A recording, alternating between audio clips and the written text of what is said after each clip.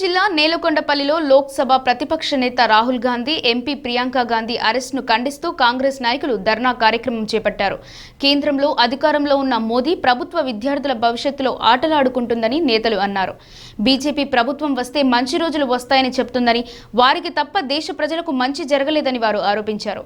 Neat పరీక్ష రద్దుపై విద్యార్థులు ఉద్యమం చేసినా కేంద్ర ప్రభుత్వం పట్టించుకోవడం లేదని వారు మండిపడ్డారు.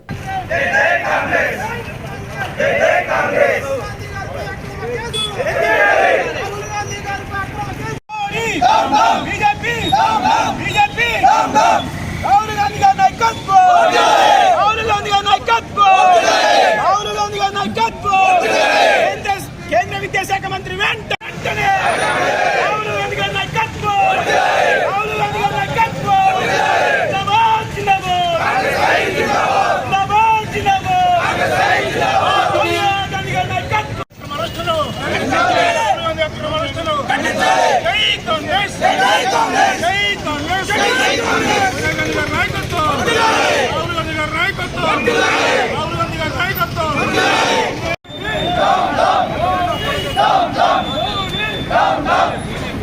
కొంచెం ముందు ఆపండి.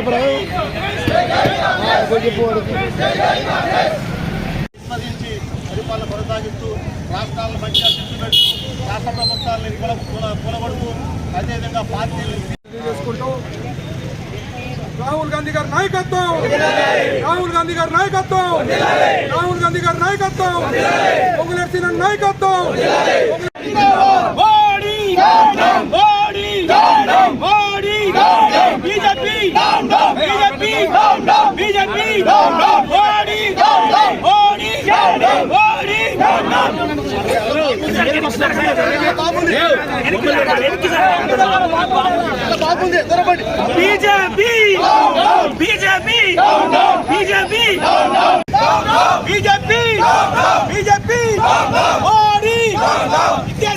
కేంద్ర విద్యాశాఖ మంత్రి వెంటనే. వార్తలు ఇంతటితో సమాప్తం. తిరిగి ప్రసారమయ్యే వార్తల్లో మళ్ళీ కలుద్దాం. అంతవరకు సెలవు. నమస్తే.